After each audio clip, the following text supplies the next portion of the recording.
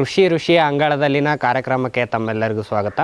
ಇವತ್ತಿನ ಕಂತಿನಲ್ಲಿ ನಾವು ಶ್ರೀ ರಾಜೇಂದ್ರ ಜಿ ಮಾವಿನ ಕುರುವೆ ಅವ್ರನ್ನ ಮಾತಾಡಿಸಿ ಈ ನಮ್ಮ ಕೃಷಿಯಲ್ಲಿ ಈ ಸೂಕ್ಷ್ಮಾಣುಜೀವಿಗಳ ಬಳಕೆ ಹೇಗೆ, ಅದರ ಮಹತ್ವ ಏನು, ಅದನ್ನು ಯಾವ ರೀತಿ ನಾವು ಬಳಸಬೇಕು, ಅದಲ್ಲದೆ ಇವರಲ್ಲಿ ಯಾವ್ಯಾವ ಉತ್ಪನ್ನಗಳನ್ನು ಮಾಡ್ತಾ ಇದ್ದಾರೆ. ಬರೀ ಸೂಕ್ಷ್ಮಾಣುಜೀವಿಗಳಂದರೆ ಟ್ರೈಕೋಡರ್ಮ ಸುಡೋಮೋನಸ್ ಜೊತೆಗೇ ವೆಜಿಟೇಬಲ್ ಸ್ಪೆಷಲ್ ಅಂದರೆ ತರಕಾರಿ ಸ್ಪೆಷಲು, ಮಾವಿನ ಸ್ಪೆಷಲ್ಲು, ಸಿಟ್ರಸ್ ಸ್ಪೆಷಲ್ ಇವುಗಳನ್ನು ಕೂಡ ಮಾಡ್ತಾ ಇದ್ದಾರೆ. ಇವರು ಯಾವ ರೀತಿ ರೈತರಿಗೆ ಸೇವೆಗಳನ್ನು ಕೊಡ್ತಾರೆ, ಅದಲ್ಲದೆ ಮತ್ತು ರೈತರು ಸೂಕ್ಷ್ಮಾಣುಜೀವಿಗಳನ್ನು ಬಳಕೆ ಮಾಡಬೇಕಾದ್ರೆ ಯಾವೆಲ್ಲ ಮುನ್ನೆಚ್ಚರಿಕಾ ಕ್ರಮಗಳನ್ನು ತಗೋಬೇಕು ಅಥವಾ ಯಾವ ರೀತಿ ಅದನ್ನು ಬಳಸಬೇಕು ಅನ್ನುವ ಎಲ್ಲ ಮಾಹಿತಿಗಳನ್ನು ಇವರಿಂದ ಕೇಳಿ ತಿಳಿದುಕೊಂಡು ಬರೋಣ ಬನ್ನಿ. ಬೆಳೆಗಳಲ್ಲಿ ಯಾವ ರೀತಿ ವರ್ಕ್ ಆಗುತ್ತೆ ಸರ್? ನೀವು ಆಗಲೇ ಉಳ್ಳಾಗಡ್ಡಿ, ಈರುಳ್ಳಿಯಲ್ಲಿ ಹೇಳ್ತೀನಿ ಅಂತ ಹೇಳಿದ್ರಿ. ಬೆಳೆಗಳಲ್ಲಿ ನೀವು ಉಪಯೋಗಿಸೋದು ಹೇಗೆ ಮಾಡ್ಬೋದು ಅಂದರೆ, ಒಂದು ಬೀಜೋಪಚಾರ. ಓಕೆ, ಬೀಜೋಪಚಾರ ಅಂದರೆ ನೀವು ಬಿತ್ತನೆ ಮಾಡೋಕ್ಕಿಂತ ಮುಂಚೆ ಇದನ್ನು ಜೈವಿಕ ಗೊಬ್ಬರಗಳನ್ನು ಕೊಟ್ಬಿಡೋದು. ಈ ಟ್ರೈಕೋಡರ್ಮ ಮತ್ತು ಸುಡೋಮೋನಸ್ ಏನಿದೆ ಅದಕ್ಕೆ ರೋಗ ನಿರೋಧಕ ಶಕ್ತಿ ಜಾಸ್ತಿ ಇದೆ. ಓಕೆ, ಸೊ ಇದನ್ನು ನೀವು ಹೇಗೆ ಕೊಡಬೇಕು ಅಂದರೆ 25 ಗ್ರಾಮ್ ಬೆಲ್ಲ ಅಥವಾ ಸಕ್ಕರೆ ಮತ್ತು 250 ಲೀಟ್ರ್ ನೀರು, 1/4 ಲೀಟ್ರ್ ನೀರು, 250 ml, 1/4 ಲೀಟ್ರ್ ನೀರಿನಲ್ಲಿ 15 ನಿಮಿಷ ಕುದಿಸ್ಬೇಕು. ಕುದಿಸಿದ್ಮೇಲೆ ಅದನ್ನು ಮತ್ತೆ ಆರಿಸ್ಬೇಕು.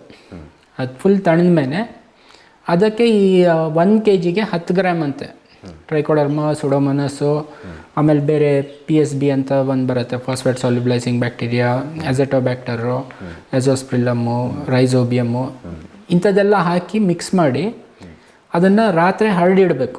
ಬೀಜಕ್ಕೆ ಮಿಕ್ಸ್ ಮಾಡಿ. ಹಾಂ, ಅದು ಏನಂದರೆ ಒಂದಕ್ಕೊಂದು ಬೀಜ ಅಂಟಬಾರ್ದು. ಅಂಟಿದರೆ ನಿಮಗೆ ಲಾಸ್ ಆಗುತ್ತೆ. ಒಂದೇ ಇದರಲ್ಲಿ 2-3 ಗಿಡ ಹುಟ್ಬಿಡುತ್ತೆ. ಸೊ ಅದನ್ನು ಒಂದು 3 ರಿಂದ 4 ತಾಸು ಒಣಗಿಸಿದ್ರೆ, ಸೊ ರಾತ್ರಿ ನೀವು ಅದನ್ನು ಈ ಪ್ರಕ್ರಿಯೆಯನ್ನು ಮಾಡಿಬಿಟ್ಟು ಬೆಳಗ್ಗೆ ನೀವು ಬಿತ್ತನೆ ಮಾಡಿದರೆ ಅವಾಗ ಏನಾಗುತ್ತೆ ಅಂದರೆ, ಏನು ಸ್ಪ್ರೌಟಿಂಗ್ ಆಗುತ್ತೆ, ಮೊಳಕೆ ಹೊಡೆಯೋದೇನಿರುತ್ತೆ ಅದು ಬೇಗ ಆಗುತ್ತೆ ಒಂದು. ಆಮೇಲೆ ಮೊಳಕೆ ಹೊಡೆದಿದ ತಕ್ಷಣ ಮೊದಲನೇ ಸಂಪರ್ಕ ಆಗೋದು ಈ ಜೀವಾಣುಗಳ ಜೊತೆಗೆ, ಉಪಯೋಗಕಾರಿ ಸೂಕ್ಷ್ಮಾಣುಜೀವಿಗಳ ಜೊತೆಗೆ ಸಂಪರ್ಕ ಆಗುತ್ತೆ. ಅದು ಒಂದು ಕೋಟಿಂಗ್ ಅನ್ನೋಂಗೆ ಮಾಡುತ್ತೆ. ನಿಮಗೆ ಒಂದು ವ್ಯಾಕ್ಸಿನೇಷನ್ ಕೊಟ್ಟಂಗೆ, ಒಂದು ನಾರ್ಮಲ್ ಇದು ಬೇರು ಅಂದರೆ ಬೇರೆ ಮೇಲೆ ಇನ್ನೊಂದು ಕವಚ ಕೊಟ್ಟಂಗೆ ಆಗುತ್ತೆ. ಅದರಿಂದ ಬೇರೆ ರೋಗಕಾರಕ ಜೀವಾಣುಗಳು ಬಂದು ಅಟ್ಯಾಚ್ ಆಗಲ್ಲ. ಹಾಗಾಗಿ ಗಿಡ ಸದೃಢವಾಗಿ ಬೆಳೆಯುತ್ತೆ ಒಂದು. ಆಮೇಲೆ ಏನು ರೂಟ್ಸ್ ಇದೆ, ಇದು ಟ್ರೈಕೋಡರ್ಮ ಫಂಗಸ್ ಆಗಿರೋದ್ರಿಂದ ಮಣ್ಣನ್ನು ಸ್ವಲ್ಪ ಸಡ್ಲ ಮಾಡುತ್ತೆ. ಅದರಿಂದ ರೂಟ್ ಫಾರ್ಮೇಷನ್ನು ಚೆನ್ನಾಗುತ್ತೆ. ರೂಟ್ ಫಾರ್ಮೇಷನ್ ಚೆನ್ನಾಗಾಯಿತು ಅಂದಾಗ ನ್ಯೂಟ್ರಿಯೆಂಟ್ ಅಬ್ಸಾರ್ಪ್ಷನ್ ಚೆನ್ನಾಗುತ್ತೆ. ನ್ಯೂಟ್ರಿಯೆಂಟ್ ಅಬ್ಸಾರ್ಪ್ಷನ್ ಚೆನ್ನಾಗಾದಾಗ ನಿಮ್ಮ ಗಿಡ ಚೆನ್ನಾಗುತ್ತೆ. ಸರ್, ಈಗ ಇದು ಟ್ರೈಕೋಡರ್ಮ ಓಕೆ ಸರ್, ಇದು ಒಂದು ಫಂಗಸ್ಸು ಈ ರೀತಿ ವರ್ಕ್ ಮಾಡುತ್ತೆ. ಸುಡೋಮೋನಸ್ ಯಾವ ರೀತಿ ಕೆಲಸ ಮಾಡುತ್ತೆ? ಸುಡೋಮೋನಸ್ಸು ಸೇಮ್. ಸುಡೋಮೋನಸ್ಸು ಸಿಮಿಲರ್ ಆಗಿ ಕೆಲಸ ಮಾಡುತ್ತೆ. ಅದು ಬ್ಯಾಕ್ಟೀರಿಯಾ. ಸೊ ಅದು ಟ್ರೈಕೋಡರ್ಮ ಏನು ಮಾಡುತ್ತೆ ಅಂದರೆ, ನಿಮಗೆ ಫಂಗಲ್ ಡಿಸೀಸಸ್ಸಿಂದ, ರೂಟ್ ರಾಟ್ ಅಂಥದ್ದೆಲ್ಲ ಕಾಸ್ ಆಗುವಂಥ ಡಿಸೀಸಸ್ಸಿಂದ ಪ್ರೊಟೆಕ್ಷನ್ ಕೊಡುತ್ತೆ. ಸುಡೋಮೋನಸ್ಸು ವಿಲ್ಟು, ಬ್ಯಾಕ್ಟೀರಿಯಲ್ ಡಿಸೀಸಸ್ ಏನಿದೆ ಅದರಿಂದ ಪ್ರೊಟೆಕ್ಷನ್ ಕೊಡುತ್ತೆ. ಇನ್ನೊಂದು ಸುಡೋಮೋನಸ್ ಇದರಿಂದ ಏನಾಗುತ್ತೆ ಅಂದರೆ, ಸುಡೋಮೋನಸ್ಸು ನಿಮ್ದು ಏನು ಫಾಸ್ಫೇಟ್ ಗೊಬ್ಬರ ಇರುತ್ತೆ ಅದನ್ನು ಕರಗಿಸೋದ್ರಲ್ಲೂ ಹೆಲ್ಪ್ ಮಾಡುತ್ತೆ. ಆಮೇಲೆ ಪ್ಲ್ಯಾಂಟ್ ಗ್ರೋತ್ ಪ್ರಮೋಟಿಂಗ್ ರೈಸೋಸ್ಪಿಯರ್ ಅಂದರೆ ಇದು ಏನು ರೂಟಿಂದು ಏನು ಝೋನ್ ಇರುತ್ತೆ ಅದಕ್ಕೆ ರೈಸೋಸ್ಪಿಯರ್ ಅಂತ. ಅಲ್ಲೂ ಆ್ಯಕ್ಟ್ ಮಾಡಿ ಬೇರನ್ನು ಸದೃಢವಾಗಿ ಬೆಳೆಯೋ ರೀತಿ ಮಾಡುತ್ತೆ. ಸರ್, ಇದನ್ನು ಟ್ರೈಕೋಡರ್ಮ ಆಗಲಿ ಸುಡೋಮೋನಸ್ ಆಗಲಿ ಇದನ್ನು ಯಾವ ರೀತಿ ಬಳಸ್ಬೇಕು ಸರ್? ಅದೇ ಒಂದು ಹೇಳಿದ್ನಲ್ಲ ಇವಾಗ, ಬೀಜೋಪಚಾರ ಆಯಿತು. ಇನ್ನೊಂದು ಕೊಟ್ಟಿಗೆ ಗೊಬ್ಬರದ ಜೊತೆಗೆ ಮಿಕ್ಸ್ ಮಾಡಿ ಬೆಳೆಸ್ಬೋದು. ಕೊಟ್ಟಿಗೆ ಗೊಬ್ಬರ 100 kg ಕೊಟ್ಟಿಗೆ ಗೊಬ್ಬರಕ್ಕೆ 1 kg ಪೌಡರು. 100 kg ಕೊಟ್ಟಿಗೆ ಗೊಬ್ಬರ ಏನಿದೆ ಅದನ್ನು ಚೆನ್ನಾಗಿ ಹರಡ್ಬಿಡ್ಬೇಕು ನೆಲದ ಮೇಲೆ. 100 kg ಕೊಟ್ಟಿಗೆ. ಹಾಂ, ನೆಲದ ಮೇಲೆ ಹರಡಿದ್ಮೇಲೆ 1 kg ಟ್ರೈಕೋಡರ್ಮ ಮತ್ತು ಸೊಡೋಮೋನಸ್ ಪೌಡ್ರ್ ಫಾರ್ಮುಲೇಷನ್ ಅದನ್ನು ಸ್ಪ್ರಿಂಕಲ್ ಮಾಡಬೇಕು. ಸ್ಪ್ರಿಂಕಲ್ ಮಾಡಿ ಅದಕ್ಕೆ ಸ್ವಲ್ಪ ಮಾಯಿಶ್ಚರ್ ಇರಬೇಕು, ಅಂದರೆ ತೇವಾಂಶ ಇರಬೇಕು. ತೇವಾಂಶ ಇರಲಿಕ್ಕೆ ನೀವು ಸ್ಪ್ರಿಂಕ್ಲರ್ ತೊಗೊಂಡು ಲೈಟಾಗಿ ಸ್ಪ್ರೇ ಮಾಡಬೇಕು. ಸ್ಪ್ರೇ ಮಾಡಿರೋ ಪ್ರಮಾಣ ಎಷ್ಟಿರಬೇಕು ಅಂದರೆ, ಆ ಕೊಟ್ಟಿಗೆ ಗೊಬ್ಬರ ನೀವು ಹೀಗೆ ಉಂಡೆ ಕಟ್ಟಿದರೆ ಕೆಳಗಡೆ ಬಿಟ್ಟರೆ ಅಂದರೆ ಉಂಡೆನೇ ಬೀಳಬೇಕು, ಹುಡಿ ಬೀಳಬಾರ್ದು. ಹಾಂ, ಆಮೇಲೆ ಉಂಡೆ ಕಟ್ಟಿದಾಗ ನೀವು ಗಟ್ಟಿ ಹಿಡಿದ್ರೆ ಇಲ್ಲಿ ಸೈಡಿಂದ ನೀರು ಬರಬಾರ್ದು.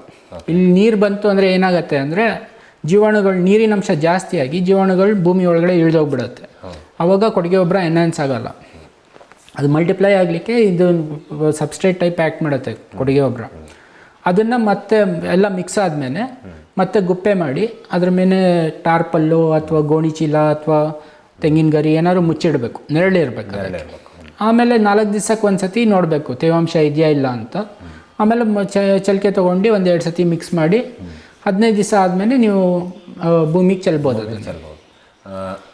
ಇದು ಎಷ್ಟು ಪ್ರಮಾಣದಲ್ಲಿ ಯಾವ ರೀತಿ? ಈಗ ನೀವು 100 kg ಕೊಟ್ಟಿಗೆ ಗೊಬ್ಬರ ಹೇಳಿದ್ರಿ ಸರ್, ಇದು 1 ಎಕರೆಗೆ 1 ಹೆಕ್ಟರ್ಗೆ ಸಾಕಾಗತ್ತಾ ಹೆಂಗೆ ಸರ್? ಇದು 1 ಎಕರೆಗೆ ಸಾಕಾಗತ್ತೆ. 1 ಎಕರೆಗೆ ಸಾಕಾಗತ್ತೆ. ಏನಂದರೆ ಯೂಶ್ವಲಿ ಏನಾಗುತ್ತೆ ಅಂದರೆ ಟ್ರ್ಯಾಕ್ಟರ್ ಗಟ್ಟಲೆ ಓಡಿಸ್ತಾರೆ, ಒಂದೊಂದು ಟ್ರ್ಯಾಕ್ಟರ್ ಅಥವಾ 2 ಟ್ರ್ಯಾಕ್ಟರ್ ಓಡಿಸ್ತಾರೆ. ಆವಾಗ ನೀವು ಒಂದು 10 kg ಟ್ರೈಕೋಡರ್ಮಾ 10 kg ಸೂಡೋಮೋನಾಸ್ ಅಂತ ತೊಗೊಂಡು 1 ಟ್ರ್ಯಾಕ್ಟರ್ ಲೋಡಿಗೆ ಮಿಕ್ಸ್ ಮಾಡ್ಬೋದು.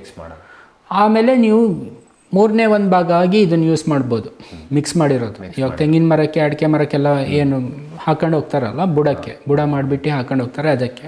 ಇವಾಗ ಅದೇ ನೀವು ಉಳುಮೆ ಮಾಡೋದಿದ್ರೆ ಅದನ್ನು 1 ಟ್ರ್ಯಾಕ್ಟರ್ ಲೋಡನ್ನು ಏನು ಎನ್ಹಾನ್ಸ್ ಮಾಡಿರ್ತೀರಿ ಅದರಲ್ಲಿ 1/4 ಭಾಗನ ಹಾಕಿ ಇನ್ನೊಂದು ಟ್ರ್ಯಾಕ್ಟರ್ ಲೋಡಷ್ಟು ನಾರ್ಮಲ್ ಗೊಬ್ಬರನ ಹಾಕ್ಬೋದು. ಆವಾಗ ಗ್ರೋತ್ ಆಗುತ್ತೆ, ಅದರೊಳಗಡೆ ಸಬ್ಸ್ಟ್ರೇಟ್ ಸಿಗ್ದಂಗೆ ಆಗುತ್ತೆ, ಗ್ರೋತ್ ಆಗುತ್ತೆ.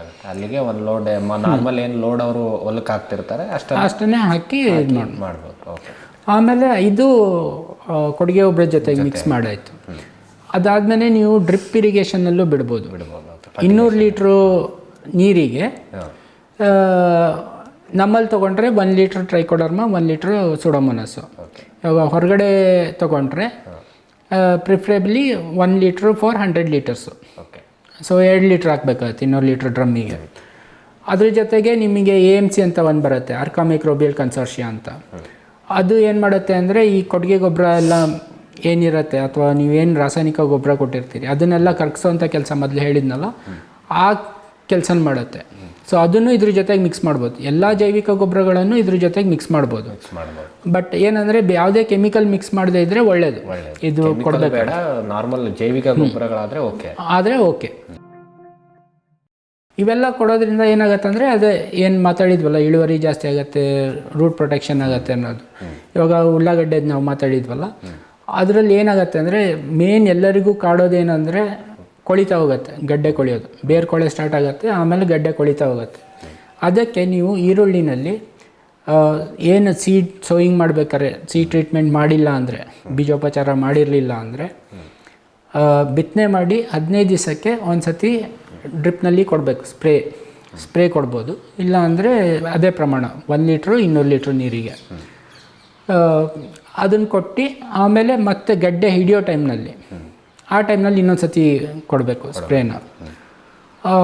ಅದಾದಮೇಲೆ ಇನ್ನೇನು ಕೀಳ್ಲಿಕ್ಕೆ ಒಂದು 15 ದಿವಸ ಇದೆ ಅನ್ಬೇಕಾರೆ ಆವಾಗ ಒಂದು ಸತಿ ಸ್ಪ್ರೇ ಕೊಡಬೇಕು. ಆವಾಗ ಏನಾಗುತ್ತೆ ಅಂದರೆ ನಿಮಗೆ ಬೇರೆ ಕೊಳೆ ರೋಗ ಬರೋಲ್ಲ. ನಿಮ್ಮ ಭೂಮಿಯಲ್ಲಿ ನೀರು ನಿಂತರು, 1 ಅಡಿ 2 ಅಡಿ ನೀರು ನಿಂತರು. ಇವಾಗ ಹರಿಯಬ್ಬೆ ಅನ್ನೋ ಊರಿನಲ್ಲಿ ಹೆಂಜರಪ್ಪ ಅನ್ನೋರು, ಅವ್ರು ಫಸ್ಟ್ ಎಕ್ಸ್ಪೆರಿಮೆಂಟ್ ಮಾಡಿದ್ದು ಅದನ್ನು. ಅವ್ರ ಭೂಮಿನಲ್ಲಿ 3 ದಿವಸ ನೀರು ನಿಂತಿತ್ತು, ಆದರೂ ಗಡ್ಡೆ ಒಂದು 200-300 ಗ್ರಾಮ್ ಅಷ್ಟು ಬಂದಿದೆ ಈರುಳ್ಳಿ ಗಡ್ಡೆ. ನಿನ್ನೆ ನಾವು ಸಂದರ್ಶನ ಮಾಡಿದಾಗ ಹೇಳ್ತಾ ಇದ್ರು ಸರ್ ಅವರು, ನಾನು ನೀರು ನಿಂತರೂ ಸಕ್ಸಸ್ಫುಲ್ಲಿ ಬೆಳೆದು ತೋರಿಸಿದ್ದೀನಿ ಈರುಳ್ಳಿನೇ ಅಂತ ಹೇಳ್ತಾ ಇದ್ರು ಸರ್. ಸೊ ಅದು ಮೇನ್ಲಿ ಇದು. ಅದಕ್ಕೆ ಏನಂದರೆ ಎಕ್ಸ್ಪೀರಿಯನ್ಸ್ ಆಗ್ತಾ ಹೋದಂಗೆ ಜನಕ್ಕೂ ನಂಬಿಕೆ ಬರುತ್ತೆ. ಇವಾಗ ಪಕ್ಕದ ಹೊಲದವ್ರು ಮಾಡಿದರು ಅಂದರೆ ಅದನ್ನು ನೋಡಿಬಿಟ್ಟು ಇನ್ನೊಬ್ಬರು ಬರ್ತಾರೆ. ಇವಾಗ ಹರಿಯಬ್ಬೆ ಊರಿನಲ್ಲಿ ನಮಗೆ ಒಂದು 40-50 ಜನ ನಮ್ಮ ಹತ್ರ ಬಂದು ತೊಗೊಂಡಿದ್ದಾರೆ, ಯಾಕೆಂದರೆ ಎಂಜರಪ್ಪ ಅವ್ರು ಮಾಡಿದ್ದನ್ನು ನೋಡಿಬಿಟ್ಟು. ಸೊ ಈ ಥರ ಯೂಸೇಜ್ ಇದೆ. ನೀವು ಅದನ್ನೇ ಸೇಮ್ ದಾಳಿಂಬೆಗೂ ಯೂಸ್ ಮಾಡ್ಬೋದು. ದಾಳಿಂಬೆನಲ್ಲಿ ವಿಲ್ಟ್ ಕಂಟ್ರೋಲಿಗೆ, ಆಮೇಲೆ ಏನು ಬ್ಲ್ಯಾಕ್ ಸ್ಪಾಟ್ಸ್ ಬರುತ್ತೆ ಅದ್ರ ಕಂಟ್ರೋಲಿಗೆ ಇದನ್ನು ಯೂಸ್ ಮಾಡ್ತಾರೆ. ಆಮೇಲೆ ಎಲೆಬಳ್ಳಿನಲ್ಲಿ ಕರ್ಜಾಲು ಅಂತಾರೆ. ಏನಾಗುತ್ತೆ ಅಂದರೆ ಬಳ್ಳಿ ಕೆಳಗಡೆ ಕಪ್ಪುಗಾಗಿ ಒಣಗ್ತಾ ಹೋಗುತ್ತೆ. ಸೊ ಇವ್ರು ಬಳ್ಳಿ ಇಳಿಸ್ತಾರೆ, 1 ವರ್ಷಕ್ಕೆ ಇಲ್ಲ 2 ವರ್ಷಕ್ಕೆ ಒಂದು ಸತಿ ಬಳ್ಳಿ ಇಳಿಸ್ತಾರೆ, ಯಾಕಂದರೆ ತುಂಬ ಹೈಟ್ ಹೋಗುತ್ತೆ, ಕೊಯ್ಯೋದು ಕಷ್ಟ ಆಗುತ್ತೆ ಅಂತ. ಇಳಿಸಿದಾಗ ಏನಾಗುತ್ತೆ ಅಂದರೆ ಈ ಕರ್ಜಾಲಿತ್ತು ಅಂದರೆ ಬಳ್ಳಿನೇ ಸತ್ತೋಗ್ಬಿಡುತ್ತೆ. ಸೊ ಅದಕ್ಕೆ ಇದನ್ನು ಅಪ್ಲೈ ಮಾಡಿದವರು ತುಂಬಾ ಚೆನ್ನಾಗಿದೆ ರಿಸಲ್ಟ್ಸು ಅಂತ ಹೇಳಿದ್ದಾರೆ. ಭರಮಸಾಗರ ಅನ್ನೋ ಊರಿದೆ ಇಲ್ಲಿ, ಅಲ್ಲಿ ವಿರೂಪಾಕ್ಷಪ್ಪ ಅನ್ನೋರು ತೊಗೊಂಡೋಗಿ ಯೂಸ್ ಮಾಡಿ ಅವರು ತುಂಬ ಸಕ್ಸಸ್ ಸ್ಟೋರಿ ಅವ್ರದ್ದು. ವಾರಕ್ಕೆ 70,000 ರೂಪಾಯಿ ದುಡಿತಾರೆ ಬರೀ ಎಲೆ ಬಳ್ಳಿನಲ್ಲಿ. ಹಾಗೆ ಬೇರೆ ಬೇರೆ ಕ್ರಾಪ್ಗಳಲ್ಲಿ ಉಪಯೋಗ ಇದೆ. ಆಂಥ್ರಕ್ನೋಸ್ ಇನ್ಫೆಕ್ಷನ್ನು ಚಿಲ್ಲಿನಲ್ಲಾಗತ್ತೆ, ಹಸಿಮೆಣಸಿನಲ್ಲಿ. ಅದಕ್ಕೆ ಚಳ್ಳಕೆರೆಯವ್ರು ಒಬ್ಬರು ತೊಗೊಂಡೋಗಿದ್ದಾರೆ, ಅವರು ತುಂಬಾ ಚೆನ್ನಾಗಿದೆ ರಿಸಲ್ಟು ಅಂತ ಹೇಳಿ ಮತ್ತು ರೆಗ್ಯುಲರಾಗಿ ತೊಗೊಂಡೋಗ್ತಾ ಇದ್ದಾರೆ. ಹಾಗಾಗಿ ಒಬ್ಬರಿಂದ ಒಬ್ರಿಗೆ ಹರಡಿಬಿಟ್ಟು ಯೂಸೇಜ್ ಜಾಸ್ತಿ ಆಗ್ತಾಯಿದೆ ನಮಗೆ. ಸರ್ ಈಗ ರೈತರು ಮಾಡುವಂಥ ತಪ್ಪುಗಳಿಗೇನು ಸರ್? ಈಗ ನಿಮ್ಮ ಹತ್ರ ಸೂಕ್ಷ್ಮಾಣು ಜೀವಿಗಳು ತೊಗೊಂಡೋಗ್ತಾರೆ, ತೊಗೊಂಡೋಗಿ ಕೆಲವೊಬ್ಬರು ರೈತರು ಫೀಡ್ಬ್ಯಾಕ್ ಇರುತ್ತೆ ಸರ್, ನಾವು ತೊಗೊಂಡೋದೇ ವರ್ಕ್ ಆಗಲೇ ಇಲ್ಲ ಅಂತ. ಅವರಲ್ಲಿ ಏನು ತಪ್ಪು ಮಾಡಿರ್ತಾರೆ ಅಂತ? ಸೊ ರೈತರು ಮಾಡುವಂಥ ತಪ್ಪು ಏನು ಅಂದರೆ, ಮೊದಲನೇದಾಗಿ ರೈತರಿಗೆ ಸ್ವಲ್ಪ ಪೇಷನ್ಸ್ ಕಮ್ಮಿ.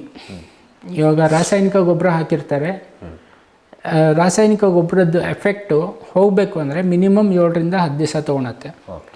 ಸೊ ನಾವಿಲ್ಲಿ ಕೊಡ್ಬೇಕಾದ್ರೆ ಹೇಳಿರ್ತೀವಿ, ನೀವು ರಾಸಾಯನಿಕ ಗೊಬ್ಬರ ಹಾಕಿ 15 ದಿವಸ ಆಗಿರಬೇಕು ಅಂತ. ಇವಾಗ ನಾವು 15 ದಿವಸ ಅಂತ ಹೇಳಿದರೆ ಅವ್ರು 10 ದಿವಸಕ್ಕೆ ಹಾಕ್ತಾರೆ ಅನ್ನೋದು ಗ್ಯಾರಂಟಿ ಇರುತ್ತೆ. ಅದಕ್ಕೆ 15 ದಿವಸ ಅಂತ ಹೇಳಿರ್ತೀವಿ, ಅದಿನ್ನೂ ಆಗಿರಲ್ಲ ಒಂದು. ಇನ್ನೊಂದು, ಇದನ್ನು ಹಾಕಿದ ಮೇಲೆ 15 ದಿವಸ ಗ್ಯಾಪ್ ಕೊಡಬೇಕು ಅಂತ ಹೇಳಿರ್ತೀವಿ. ಏನು ಜೈವಿಕ ಇದು ಗ್ರೋ ಆಗಿ ಪಾಪ್ಯುಲೇಷನ್ ಜಾಸ್ತಿ ಆಗೋ ಟೈಮ್ ಅಷ್ಟು ಬೇಕಾಗತ್ತೆ. ಯಾಕಂದರೆ ಲ್ಯಾಬ್ನಲ್ಲೇ ನಮಗೆ 7 ದಿವಸ ಬೇಕು ಟ್ರೈಕೋಡರ್ಮಕ್ಕೆ. ಸ್ವಲ್ಪ ಕೋಲ್ಡ್ ಕಂಡೀಷನ್ ವೇರಿಯೇಬಲ್ ಇತ್ತು ಅಂದರೆ 7ರಿಂದ 8-10 ದಿವಸನಾದ್ರು ತೊಗೊಳತ್ತೆ ಕೆಲವು ಟೈಮ್. ಸೊ ಅವರಿಗೆ ನಾವು 15 ದಿವಸ ಅಂತ ಹೇಳಿರ್ತೀವಿ. ಬಟ್ ಏನು ಮಾಡ್ತಾರೆ, ಯಾವುದೋ ಒಂದು ಹುಳ ಕಾಣಿಸ್ಕೊಳತ್ತೆ ಅಥವಾ ಲೇಬರ್ ಸಿಗ್ತಾರೆ, ಲೇಬರ್ ಸಿಕ್ಕಿದ ತಕ್ಷಣ ಕೆಲಸ ಮಾಡಿಸ್ಕೊಂಡ್ಬಿಡ್ಬೇಕು ಅಂಥೇಳಿ ರಾಸಾಯನಿಕ ಯೂಸ್ ಮಾಡಿಬಿಡ್ತಾರೆ. ಅವಾಗ ಏನಾಗುತ್ತೆ, ಇದ್ರ ಪ್ರಮಾಣ ಕಮ್ಮಿ ಆಗಿಬಿಡತ್ತೆ. ಅವಾಗ ಇವ್ರಿಗೆ ಏನನ್ಸುತ್ತೆ ಅಂದರೆ ಏನೂ ಕೆಲಸ ಮಾಡಿಲ್ಲ ಅಂತ. ಅವ್ರಿಗೆ ಏನನ್ಸುತ್ತೆ, ರಾಸಾಯನಿಕ ಗೊಬ್ಬರ ಹಾಕಿದ್ದಕ್ಕೆ ಸೂಕ್ಷ್ಮ ಜೀವಿಗಳು ಸತ್ತು ಅನ್ನೋ ಫೀಲಿಂಗಲ್ಲೇ ಅವ್ರು ಬರ್ತಾರೆ.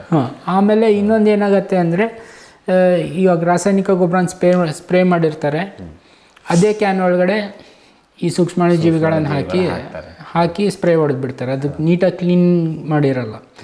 ಇನ್ನೊಂದು ಇದು ಒಂದಾಯಿತು. ಇನ್ನೊಂದು, ಆದಷ್ಟು ಸೂಕ್ಷ್ಮಾಣು ಜೀವಿಗಳನ್ನು ನೀವು ಸಂಜೆ 4 ಗಂಟೆ ನಂತರ ಕೊಡಬೇಕು. ಸ್ಪ್ರೇ ಕೊಡೋದಿದ್ರೆ ಅಥವಾ ಡ್ರಿಪ್ನಲ್ಲಿ ಬಿಡೋದಿದ್ರೆ, ಹೇಗೆ ಕೊಡೋದಿದ್ರು. ಈ ಕೊಟ್ಟಿಗೆ ಗೊಬ್ಬರದಲ್ಲಿ ಮಿಕ್ಸ್ ಮಾಡಿದರೆ ಅದು ಎನ್ಹಾನ್ಸ್ ಆಗಿರುತ್ತೆ, ಏನು ತೊಂದರೆ ಇಲ್ಲ.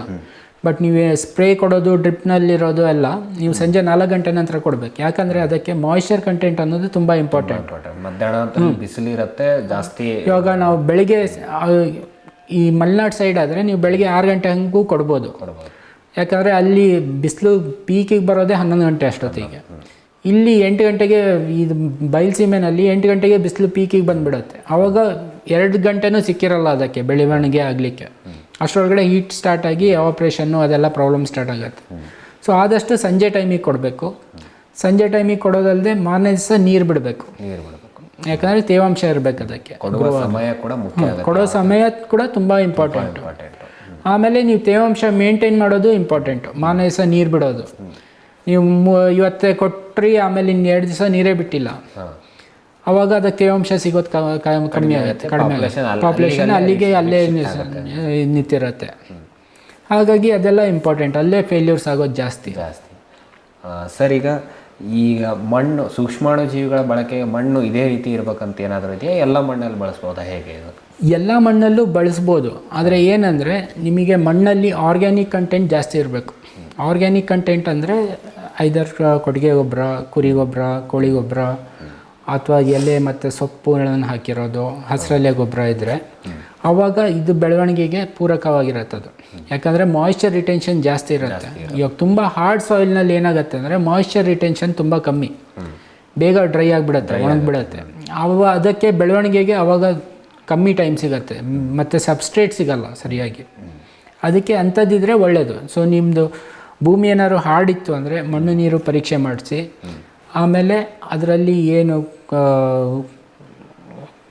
ಇದನ್ನು ಕೊಟ್ಟಿಗೆ ಗೊಬ್ಬರ ಕೊಡಬೇಕಾ ಅಥವಾ ಸುಣ್ಣ ಹಾಕಬೇಕಾ, ಜಿಪ್ಸಮ್ ಹಾಕಬೇಕಾ ಏನು ಅಂತ ನೋಡಿಬಿಟ್ಟು ಸ್ವಲ್ಪ ಮಣ್ಣನ್ನು ಸ್ವಲ್ಪ ಪ್ರಿಪೇರ್ ಮಾಡ್ಕೊಳ್ಬೇಕು. ಅದ್ರ ಮನೆ ವಾಸ ಮಾಡ್ಲಿಕ್ಕೆ ಮನೆ ಯಾವ ರೀತಿ ನಾವು ಕಟ್ಕೊಂತೀವಿ ಆ ರೀತಿ ಅದಕ್ಕೆ ಕಂಫರ್ಟೇಬಲ್ ಫೌಂಡೇಶನ್ ಒಂಚೂರು ಕೊಡಬೇಕಾಗುತ್ತೆ. ಯಾಕಂದರೆ ನಿಮ್ಮದು ಅದೇ ಈ ಆರ್ಗ್ಯಾನಿಕ್ ವೇಸ್ಟು ಅದನ್ನೆಲ್ಲ ಹಾಕೊಂಡ್ರೆ ಆವಾಗ ಪೂರಕವಾಗಿ ಚೆನ್ನಾಗಿ ಬೆಳೆಯತ್ತದು. ಸರ್, ಇದು ಎಲ್ಲ ಬೆಳೆಗಳಿಗೂ ಸೂಕ್ತ ಅಲ್ಲ ಸರ್? ಎಲ್ಲ ಬೆಳೆಗಳಿಗೂ ಮಾಡಬಹುದು? ಎಲ್ಲ ಬೆಳೆಗಳಿಗೂ ಸೂಕ್ತ ಇದು. ಇದೇನೆಂದರೆ ಬೆಳೆ ಸ್ಪೆಸಿಫಿಕ್ಕಿಂತ ನಿಮ್ಮದು ಬೇರಿದೆ ಏನಿದೆ, ಬೇರಿಗೆ ಪ್ರೊಟೆಕ್ಷನ್ ಕೊಡುತ್ತೆ. ಸೊ ಬೇರು ಎಲ್ಲ ಗಿಡಗಳಲ್ಲೂ ಬೇರೆ ಇರುತ್ತೆ. ಬೇರು ಚೆನ್ನಾಗಿ ಹರಡ್ತು ಅಂದರೆ ಆವಾಗ ನಾನು ಹೇಳಿದ್ನಲ್ಲ, ಇವಾಗ ದಾಳಿಂಬೆ ಕೊಡ್ತಾರೆ, ಹಸಿಮೆಣ್ಸಿಗೆ ಕೊಡ್ತಾರೆ, ಎಲೆಬಳ್ಳಿ ಕೊಡ್ತಾರೆ, ಅಡಿಕೆ ಕೊಡ್ತಾರೆ, ಆಮೇಲೆ ಈರುಳ್ಳಿ ಕೊಡ್ತಾರೆ, ಸುಗಂಧ ಎಲ್ಲ ಬೆಳೆಗಳಿಗೂ ಸುಗಂಧರಾಜ ಹೂವು, ಆಮೇಲೆ ಇದಕ್ಕೆ ಮೆಕೆಡೇಮಿಯನ್ನು ಇವಾಗ ಗ್ರೋ ಮಾಡ್ತಾ ಇದ್ದಾರೆ, ಅದಕ್ಕೂ ಕೊಡ್ತಾ ಇದ್ದಾರೆ.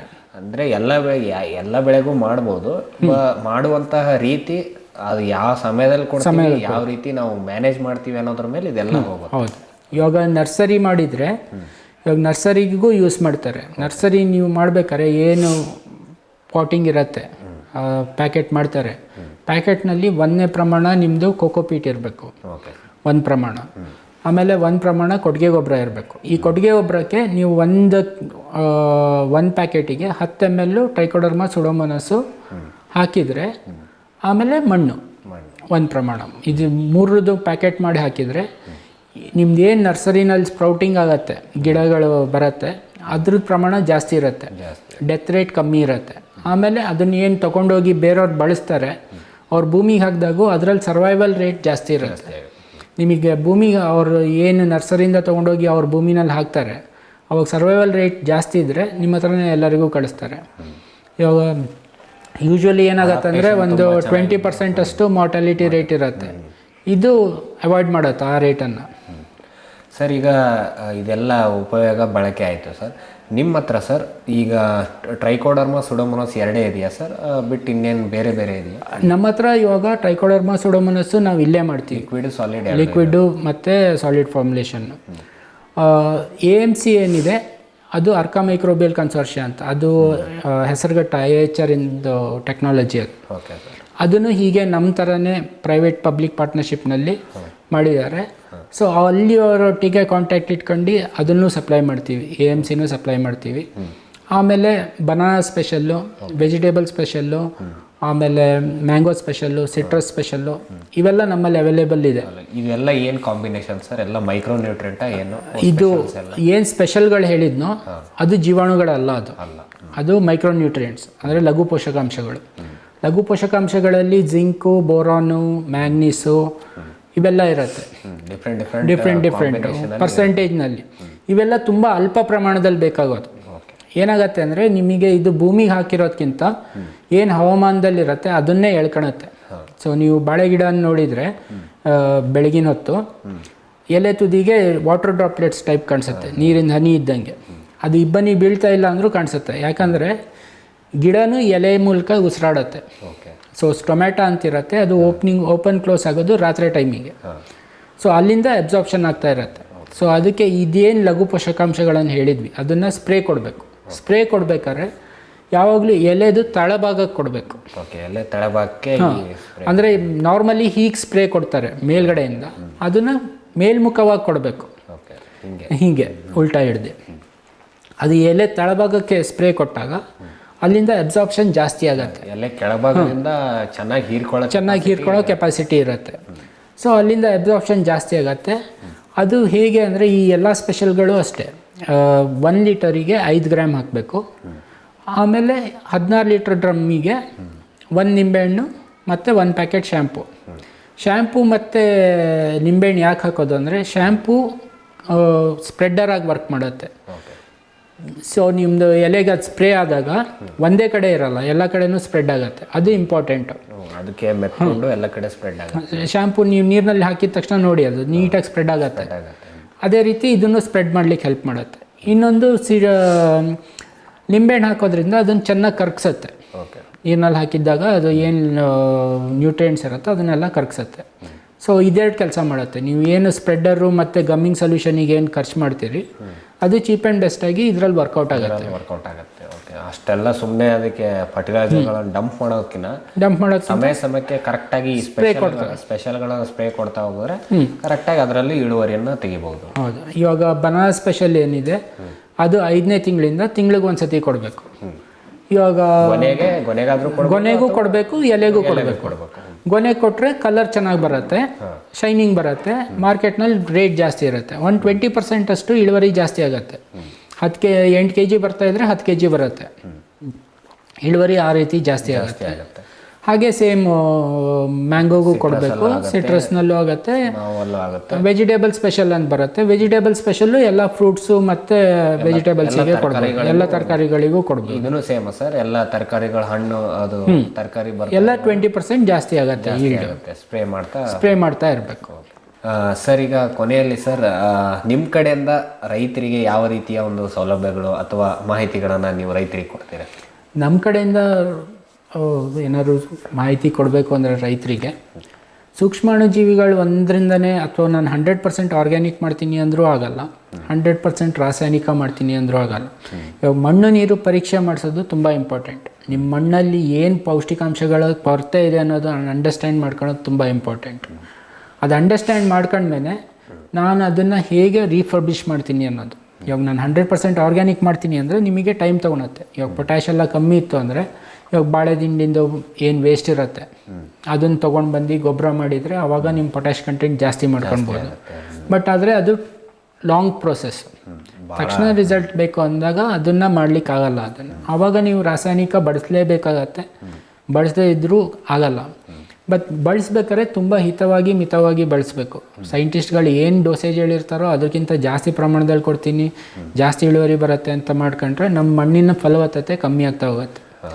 ಆಮೇಲೆ ಒಂದು ಏನು ಹೇಳಬೇಕು ಅಂದರೆ ಜೀವಾಣುಗಳನ್ನು ಆದಷ್ಟು ಬಳಸಬೇಕು. ನೀವು ರಾಸಾಯನಿಕ ಬಳಸಿದರೆ 15 ದಿವಸ ಆದಮೇಲೆ, ಇವಾಗ ಈ 15 ದಿವಸ ರಾಸಾಯನಿಕ ಕೊಟ್ರಿ ಅಂತ ತಿಳ್ಕೊಳ್ಳಿ, ಇನ್ನೊಂದು 15 ದಿವಸ ಬಿಟ್ಟು ಜೀವಾಣುಗಳನ್ನು ಕೊಡಬೇಕು. ಆಮೇಲೆ ಮತ್ತೆ 15 ದಿವಸ ಬಿಟ್ಟು ಮತ್ತೆ ರಾಸಾಯನಿಕ ಕೊಡ್ಬೋದು. ಸೊ ಆಲ್ಟರ್ನೇಟ್ ಮಾಡ್ತಾ ಹೋಗಬೇಕು. ಯಾಕಂದರೆ ನಿಮ್ಮದು ಜೀವಾಣುಗಳ ಪ್ರಮಾಣ ಕಮ್ಮಿ ಆಗ್ತಾ ಹೋಗ್ಬಾರ್ದು. ಆಮೇಲೆ ರಾಸಾಯನಿಕ ಯೂಸ್ ಮಾಡೋದ್ರಿಂದ ಸೂಕ್ಷ್ಮಾಣು ಅದನ್ನು ಕರಗಿಸುವಂಥ ಶಕ್ತಿ ನಾವು ಭೂಮಿಗೆ ಕೊಡಬೇಕು. ಈ ಸೂಕ್ಷ್ಮಾಣುಜೀವಿಗಳು ಇಲ್ಲ ಅಂದರೆ ಅದು ಕರಗಲ್ಲ. ಅದು ಮಣ್ಣು ಹಾರ್ಡ್ ಆಗ್ತಾ ಹೋಗುತ್ತೆ. ಅದು ಒಂದು.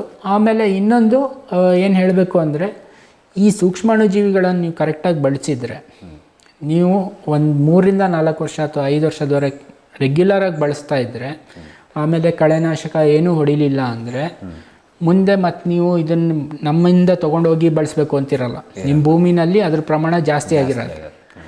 ಅದನ್ನು ನೀವು ನೋಡ್ಕೊಳ್ಳೋದು ತುಂಬ ಇಂಪಾರ್ಟೆಂಟ್. ಇವಾಗ ರಾಸಾಯನಿಕಗಳಾದರೆ ಆಗಲ್ಲ.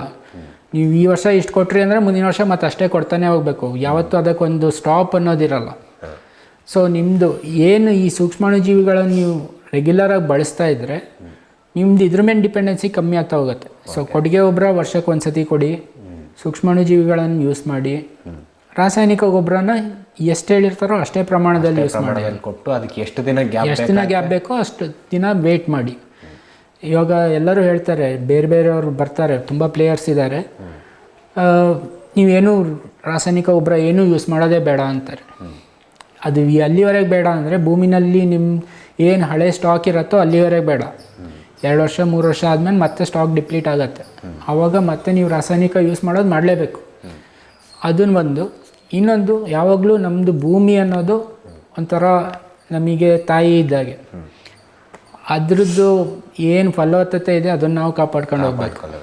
ನಾವು ಹೀಗೆ ರಾಸಾಯನಿಕನ್ನೇ ಬಳಸ್ತಾ ಹೋದರೆ ಮುಂದೆ ಮತ್ತೆ ಅವಾಗ ಏನು ಹಳೆಗಾಲದಲ್ಲಿ 70ನೇ ಇಸ್ವಿನಲ್ಲಿ ಫುಡ್ಡಿನ ಶಾರ್ಟೇಜ್ ಆಗಿತ್ತೋ ಅದನ್ನೇ ಮತ್ತೆ ಫೇಸ್ ಮಾಡ್ತೀವಿ.